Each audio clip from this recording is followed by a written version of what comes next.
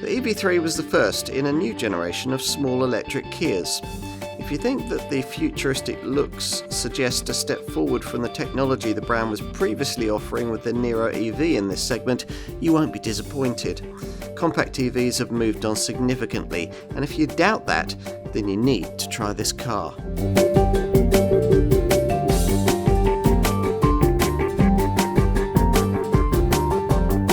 Kia gets even more focused on small EVs with this car, the EV3.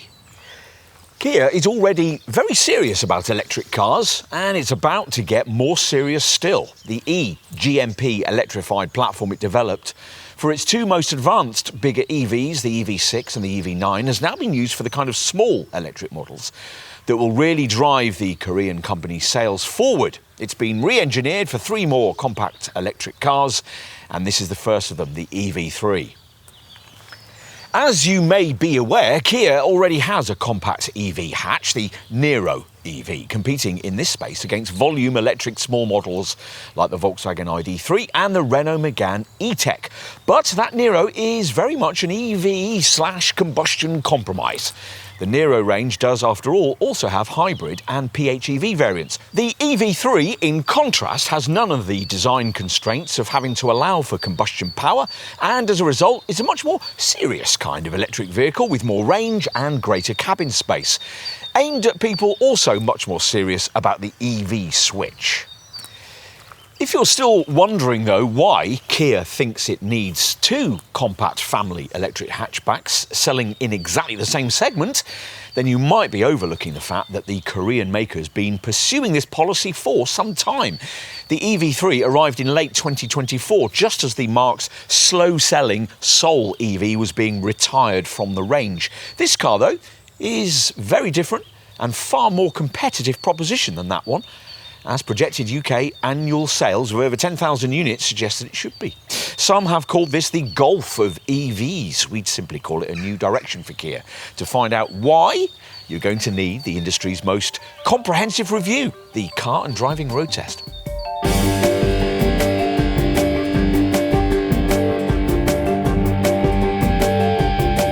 Automotive engineers creating cars for this compact hatch EV segment are currently divided over whether those models should be front or rear driven. Volkswagen Group and Geely-derived designs, Volkswagen's ID.3 or the Smart #1 for instance, generally drive from the rear, whereas Stellantis-sourced EV, Vauxhalls and Peugeots, as well as electric Renaults and Nissans, smaller Hyundais and previous compact Kia EVs all use front-driven formats. Since this EV3 adopts a shortened version of the Hyundai Motor Group eGMP platform that until now has only been used by rear-driven models like Kia's larger EV6, it's a surprise to find its motor still on the front axle.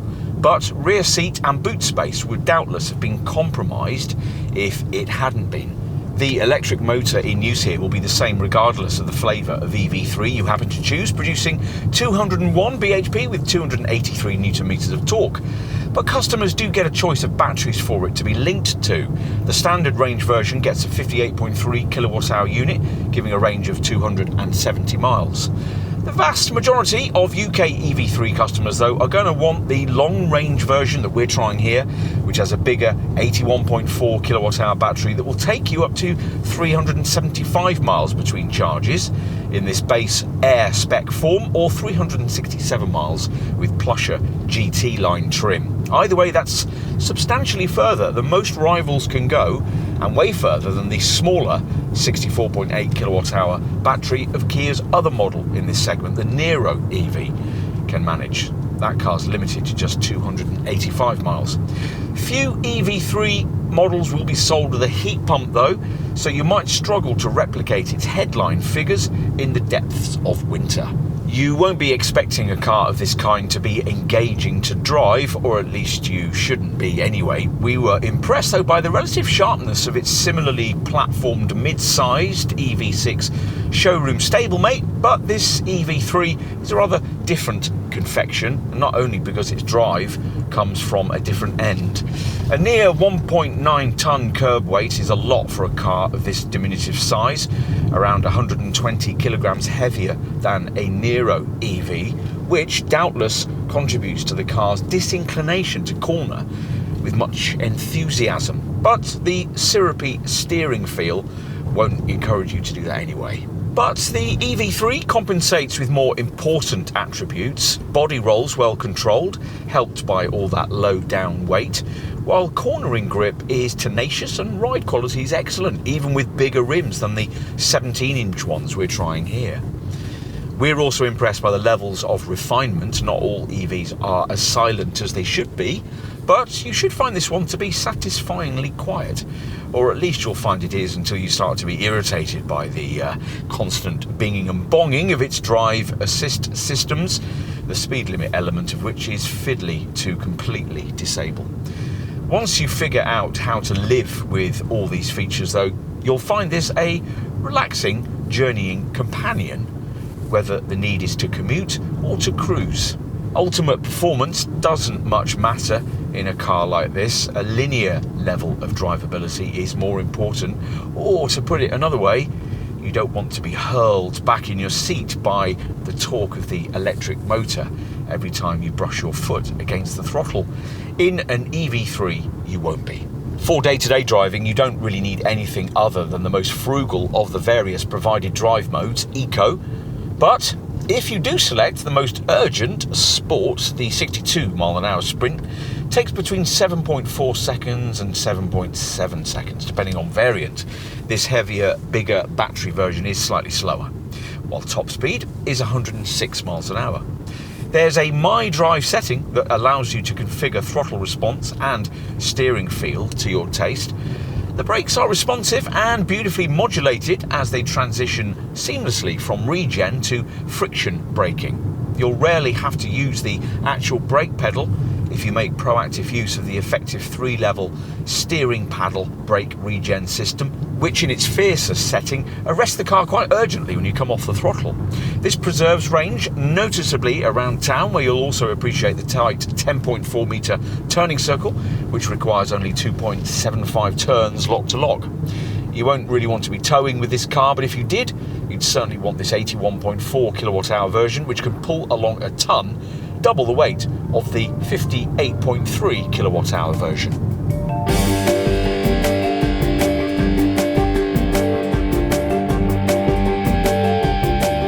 Kia doesn't hold back when it comes to visual impact these days, and the EV3 is certainly divisively styled, as we knew it would be from the concept car shown in 2023. But it's fresh and distinctive, and if you like it, then you'll probably really like it. This is the latest, rather cringily named Joy for Reason interpretation of the Opposites United design philosophy the Korean maker's been pursuing for some time now. And here the squared off looks, sloping roof and sharp surfacing are all shared design cues with larger electric models like the EV4, the EV5 and the EV9. That's a slightly different visual direction from earlier Opposites United designs like Kia's existing model in this segment, the Nero EV. At 4,300mm long, 1,850 wide and 1,560mm tall, this EV3 is a little shorter and lower but slightly wider than one of those. That height figure is a fair bit taller than most rivals, which you'd think would affect the aerodynamics, but despite that there's a slippery 0.26 CD drag factor. Subtle black roof rails and angular wheel arch cladding supply the crossover vibe, and there are flush-fitting door handles that are hidden in the C-pillar at the rear. The overall look works well with brighter colours. Kia could offer a few more of these than it does, and is quite distinct with trim choice. This base spec Air model gets 17-inch wheels and silver detailing on this lower rubbing strip, for instance. Above it in the range are a pair of GT line versions with larger 19-inch rims and a more black-themed body treatment finish. Whatever EV3 you decide upon, the front-end look will divide opinion. The nose of this all-electric model does, of course, do without a grille. All the cooling's done via this vertically slatted lower intake. And you'll either think the look of it to be fresh and avant-garde, or something reminiscent of an urban mobility pod. The look of this digital tiger face varies a bit with trim choice.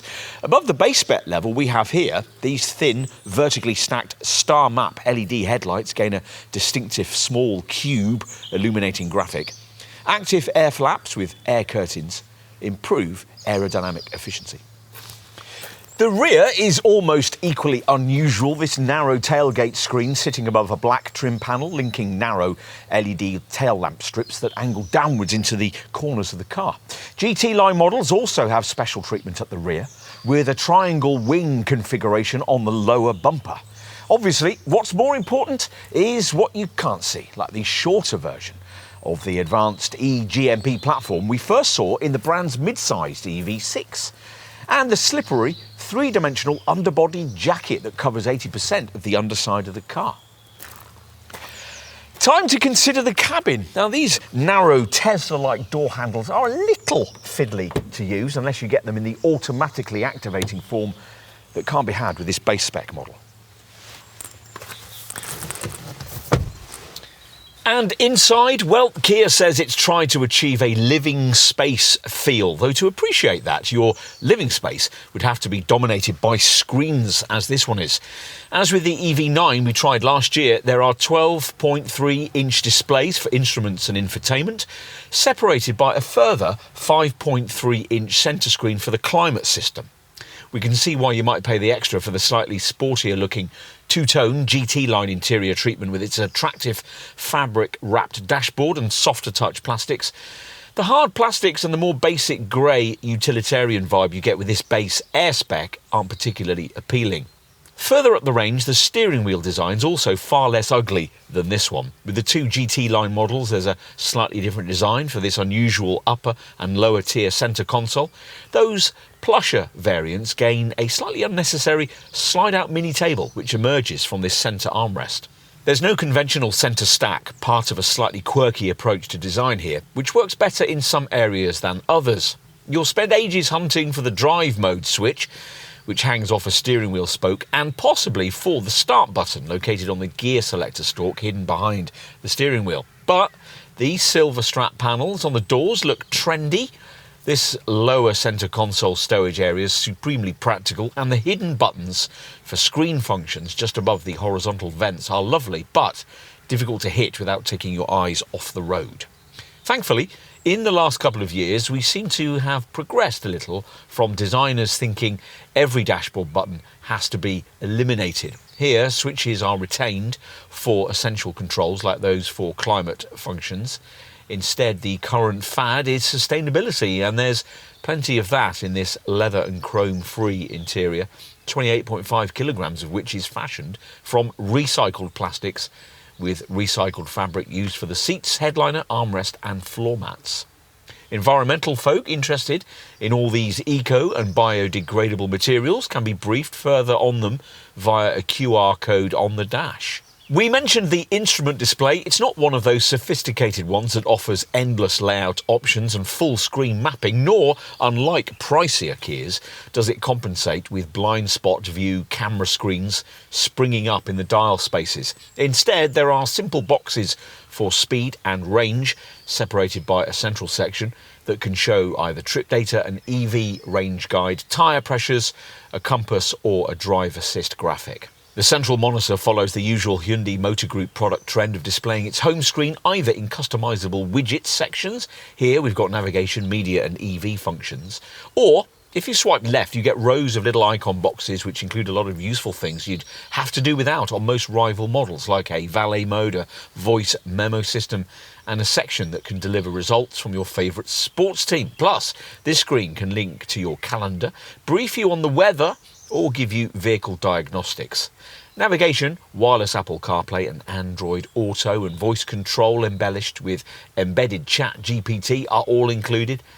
And in other markets, This central monitor's look can be customised with a selection of design themes based around things like Marvel or Star Wars. In the US, Kia offers skins for it based on NBA teams. What else? Well, you sit higher than in most rivals, but on heated front seats that have to do without lumbar support on this base spec Air model.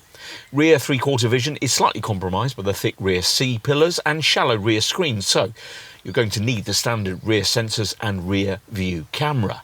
Otherwise, once you've figured out where the gear selector is, you'll find the general ergonomics to be pretty sound, apart from the placement of the central climate screen, which, as on the EV9, is partly obscured by the steering wheel. Fortunately, the only time you'll need to interact with it is to put the demister on. As we've already referenced, this is a very practical space. That lower centre console space we mentioned could easily take something as big as a handbag, and we prefer the simpler upper console storage arrangement of this Air model with its lidded and open stowage areas, separated by this compartmentalising slat. It's a bit disappointing that you have to do without something so currently essential as a wireless phone charging mat with base Air trim, and the door bins are very narrow. But the glove box is big, there are ticket clips in the sun visors, and you get twin USB-C ports and a 12-volt socket on the front bulkhead. Okay, time to take a look in the rear. Here's where the bespoke eGMP platform of this car ought to help it hugely. If we tell you that Kia's Sportage mid-sized combustion SUV is 20 centimetres longer in body length than this EV3, but has much the same 2,680mm wheelbase length as you get here, it'll give you some idea of just how much difference bespoke EV underpinnings can make to cabin space. And sure enough, once inside, there's more room for knees and legs than you'd get in a combustion model of this size, or in an electric hatch with a combustion compromised platform like Kia's Niro EV. It's a pity the seat base doesn't slide, as it does in a rival Smart #1, for instance, nor does the seat back recline despite a gap between the luggage cover and the seat backs, providing space for it to do so. Still, the flat floor means a middle-seated third occupant could be admitted reasonably comfortably, and there's plenty of space for outer passengers to slide their feet below the seats ahead. Door bins are missing, you only get bottle holders, and you get a couple of USB-C ports back here on the seat backs. There are also overhead reading lights, an armrest with cup holders, seat back pockets, and a central cubby. Let's finish with a look out back. Now, this tailgate isn't power assisted unless you stretch to the very top of the range, but it's light enough to make assistance unnecessary, and it rises to reveal a 460-litre space. The Niro EV's extra 120mm of body length helps it here, hence that model's 495-litre trunk capacity. You probably won't notice the difference though, because this is a supremely usable space, underscored by an adjustable height luggage board floor, which sits above a huge amount of space below the cargo base, which we'd have preferred if Kia had filled with a spare wheel. 6 carry-on suitcases will fit below the load cover, and recessed areas to the left and right will help if you're getting awkward items like pushchairs in. And there's a light on the left and a bag hook on the right. It's a little disappointing though that Kia provides neither a ski hatch or a convenient 40-20-40 seatback split, so if you've 2 rear-seated passengers, longer items like skis will have to go on the roof. Flatten the rear bench and up to 1,250 litres of capacity can be freed up.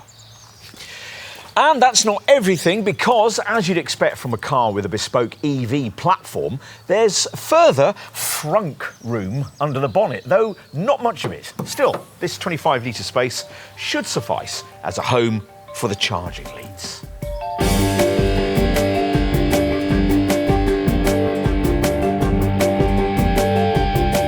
As we filmed in spring 2025, EV3 pricing started from around £33,000, a sum that gets you base air spec and the only variant in the lineup to use the smaller 58.3 kilowatt-hour battery with its 270-mile range. Unless you've only earmarked this Kia only for suburban trips though, we're guessing that you're going to need to focus on the larger battery 81.4 kilowatt-hour variants in the lineup, which takes you up to 375 miles and which you can have from around £36,000 if you're prepared to stick with that base Air level of trim, which is what we have here. British customers tend to want a sportier look than this though, and if that's you, then £1,500 more gets you GT line spec with a £43,000 budget, getting you the top GT line S version, which for £900 more can be ordered with a heat pump. This EV3's bigger battery takes it considerably further than Kia's other contender in this segment, the older tech Niro EV, which has a 64.8 kWh battery and goes up to 285 miles. Given that and this EV3's faster charging, you'd expect this EV3 would be more expensive. Actually, it's the other way around. At the time of this test, a base Niro EV cost just under £37,500, around £1,300 more than the 81.4 kWh EV3 Air model we're trying here. True, the Niro EV offers a little more boot and rear seat space, but it's difficult to see those attributes swaying too many private customers to it over an EV3. But that's an easy battle for this EV3 to win. A far more difficult task will lie in persuading customers to choose it over the existing class leaders in this segment. But pricing and drive range here should make that easier. As we filmed, you'd need around £37,000 to £38,000 for comparable bigger battery versions of the Volvo EX30 and the Skoda Elroq, or around £38,000 to £39,000 for comparable bigger battery versions of the Volkswagen ID3 and the Hyundai Kona Electric, and even more for a Honda ENI1 or a bigger battery Cupra Born, and none of these rivals can match this Kia's EV range. Contenders like the Renault Megane E-Tech, the Mini Countryman Electric, the Vauxhall Astra Electric, the Peugeot E308, the Toyota Urban Cruiser and the Suzuki e-Vitara can only offer a battery size and EV range figure comparable to the base 58.3 kWh EV3 model and aren't any cheaper. And if we haven't yet mentioned the compact hatch EV contender you're thinking of, it'll probably either be because it's a slightly smaller car than this Kia, like say a smart #1, or a slightly larger one, such as a Nissan Ariya. So, we can see why you might conclude that an EV3 suits your needs best, in which case you'll need to know about standard spec. This base Air trim level might not look or feel particularly plush, but it actually comes with quite a lot. You can tick off 17-inch alloy wheels, LED headlights, LED tail lamps, power folding mirrors, auto headlamps and wipers, all-round parking sensors with a reversing camera, gloss black roof rails, a 𝗙cie Category 1 alarm, a smart key with a motion sensor, an under-bonnet frunk space, and 7 years of Kia Connect, so you can remotely interact with your EV3. In addition, there's 2 of Kia's latest drive assist systems, Highway Driving Assist 2.0 with hands-on detection, and Smart Cruise Control 2.0 with stop-and-go functionality. Plus, there's intelligent speed limit assist and a speed limiter, so it'll be your own fault if you get a ticket. Inside, there's automatic air conditioning accessible via a 5.3-inch display, heat for the front seats and steering wheel, a 12.3-inch driver display screen for the instruments, an adjustable height luggage board, boot floor, regenerative braking paddle shifters, and Kia's Drive Mode Select driving mode system. To this tally, mid-level GT line trim adds larger 19-inch wheels, GT line exterior styling, LED headlights with a small cube graphic, and adaptive high beam, rear privacy glass, automatic flush door handles, and a digital key. Inside, there's a much nicer quality of trim with GT line interior styling and a 2-tone fabric-wrapped dashboard. You also get alloy pedals, 2-tone artificial leather upholstery, a sliding centre console, customisable ambient lighting, and a wireless phone charger and powered driver's seat adjustment with electric lumbar support. For the real niceties, though, you've to stretch to the top GT line S spec. This gets you a smart powered tailgate and L2L vehicle to load capability with an adapter, so you can power external devices from the car. There's also a head-up display, cooled ventilation for the front seats, heat for the outer rear seats, a 360-degree surround view monitor, a powered sunroof, an interior 3-pin plug socket, and an 8-speaker Harman Kardon premium sound system with centre speaker and subwoofer. Kia also throws in its remote smart parking assist system, allowing you to stand outside your EV3 and park it remotely. And as we said earlier, it's to this level in the range that you have to stretch if you want the option of a heat pump. Across the range, bear in mind that unless you want the only standard paint colour, sunset orange, you'll need to be paying Kia another £625 for one of the premium colours. We've got frost blue here, with 7 paint choices in total, though not all apply to all trim levels. On to safety provision. There's Kia's latest autonomous braking system, Forward Collision Avoidance Assist 2.0, with city, pedestrian, cyclist, junction turning and junction crossing features. And all EV3s also get Lane Keep Assist, Blind Spot Collision Avoidance Assist and Rear Cross Traffic Collision Avoidance Assist, as well as driver attention warning, safe exit warning to stop passengers opening their doors in the face of oncoming vehicles, tyre pressure monitoring, a multi-collision braking system and rear occupant alert. If you want more, then you'll have to stretch to top GT Line S trim, which adds a blind spot view monitor and a parking collision avoidance assist system. There's also electric dynamic torque vectoring control, or EDTVC, to ensure the EV3 transfers its power to the road smoothly and stably. And all the usual airbags connected, of course, to an eCall system.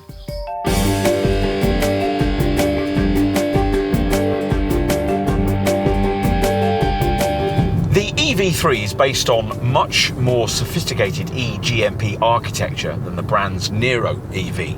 You might quite reasonably think that the whole point of that would be for this to be the first small electric vehicle to offer the ultra-fast charging 800-volt infrastructure that larger Hyundai Motor Group eGMP-based models helped to pioneer.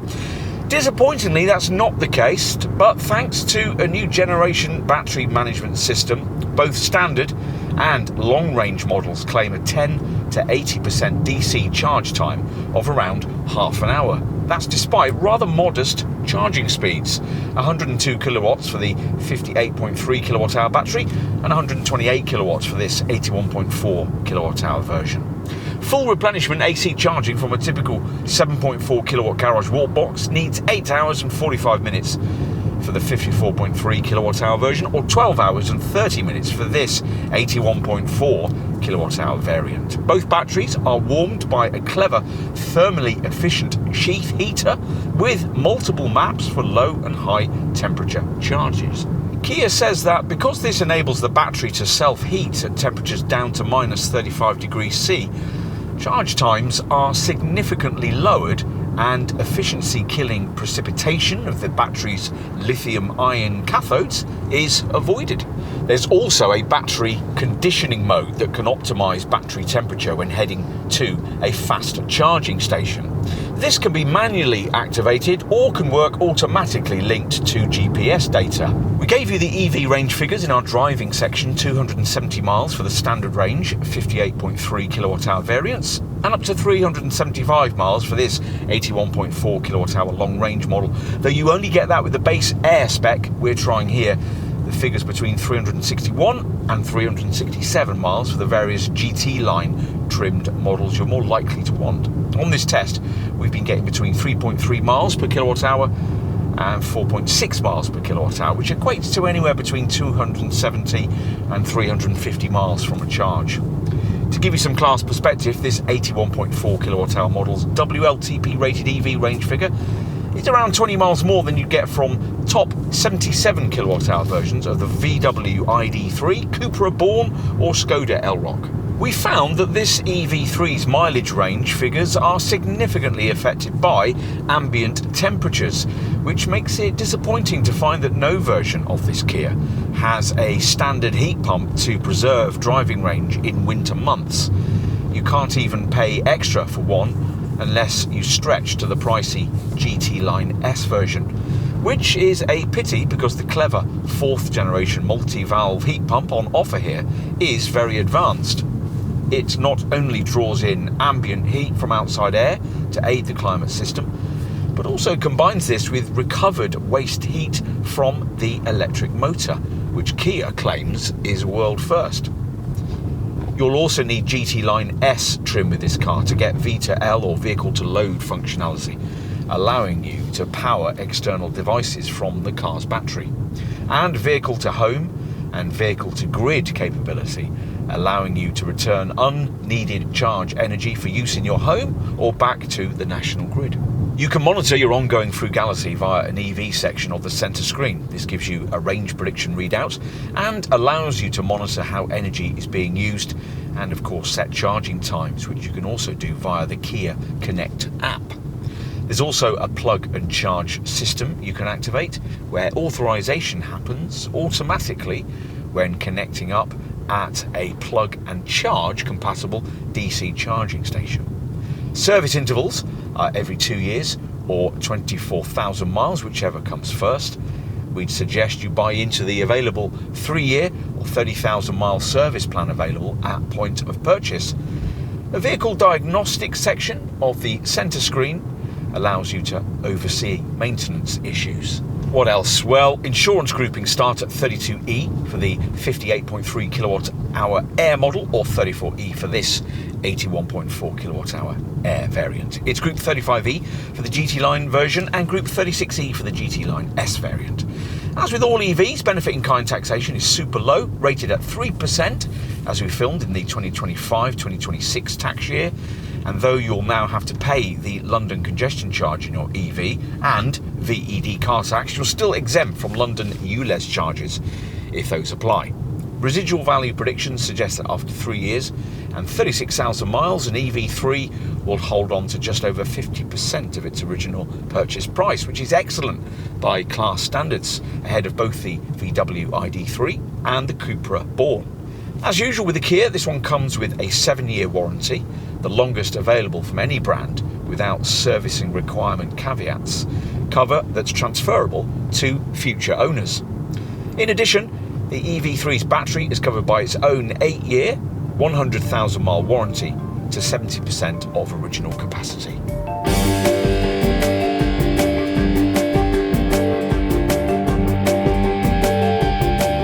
You're never going to be able to create the ideal small electric hatch unless it's designed from the outset only as an EV. And it's taken Kia some time to get round to doing exactly that, but the EV3 was worth the wait. This feels like the kind of cutting-edge product the brand really needs in this segment, and you'll find it better value and longer ranging than most of its rivals. Are there issues? Well, not many. This base Air spec is a little drab. The ADAS camera features can be intrusive, and Kia needs to widen the availability and hopefully standardise its very effective heat pump system. Otherwise, unless you've unrealistic expectations about driving involvement, there's lots to like here. You need to know what you're getting, of course. We're disappointed that this shortened version of the company's advanced eGMP chassis used here can't accommodate the ultra-rapid 800-volt charging infrastructure you'll find on larger Kia EVs. And not everyone will like this EV3 model's divisively futuristic looks.